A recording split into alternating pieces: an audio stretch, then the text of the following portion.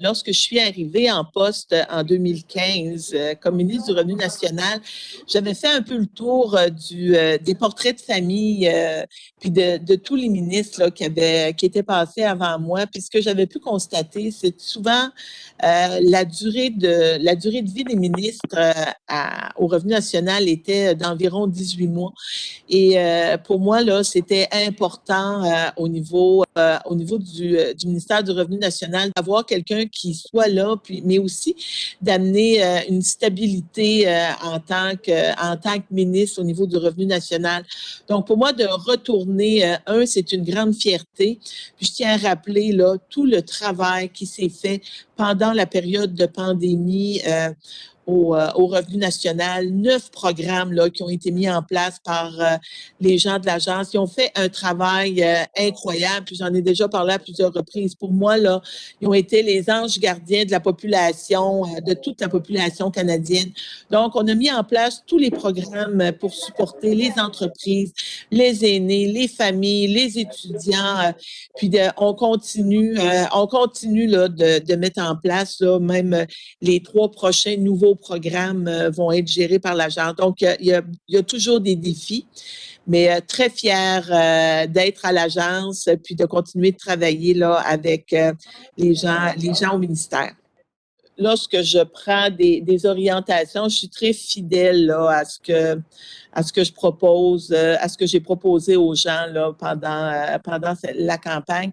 Fait que pour moi, quand j'ai parlé du dossier au niveau du développement touristique, quand j'ai parlé du dossier des Chic-Chocs, pour moi, c'est majeur au niveau du développement touristique pour la Gaspésie. Autant dans le secteur de l'ouest du comté, avec la Haute-Gaspésie en allant là, vers la baie des Chaleurs, dossiers qui vont inclure aussi les communautés anglophones, les communautés autochtones, qui vient vraiment là, qui est en lien direct avec nos richesses là, au niveau de la Gaspésie. Donc, quand on parle de nos paysages, puis le tourisme, c'est quand même un secteur d'activité qui est important. J'avais parlé aussi du parc Forillon, la mise à niveau des infrastructures, sur le dossier de Grande-Grave. On a aussi ce qui touche le secteur des pêches. On en a entendu parler pendant la campagne électorale. On sait qu'il y a le retour du Sébaste qui se prépare au niveau de l'Est là, au Canada. Donc, je peux vous dire que même au niveau de mon équipe de comté, on a déjà eu un briefing avec Pêche et Océan Canada concernant la pêche au sébaste, les ports pour petits bateaux. Donc, c'est vraiment là pour moi là, des dossiers qui se poursuivent. Puis un autre dossier qui pour moi va vraiment être réellement important, je peux vous dire qu'actuellement, j'ai eu à prendre, c'est au niveau du transport. J'ai eu à prendre l'avion pour me rendre à Ottawa il y a à peu près environ 2 semaines passées et c'est vraiment complexe.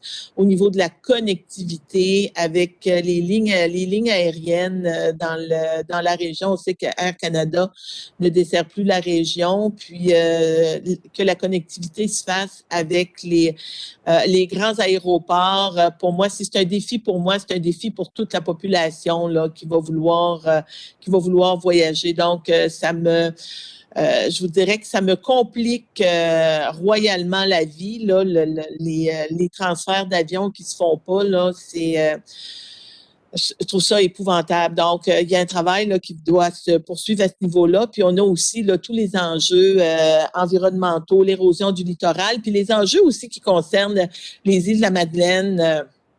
Concernant le port de Cap-aux-Meules. Donc, beaucoup de travail demeure à faire, mais ça avait été annoncé pendant la campagne électorale, puis c'est vraiment là-dessus que le travail va se poursuivre.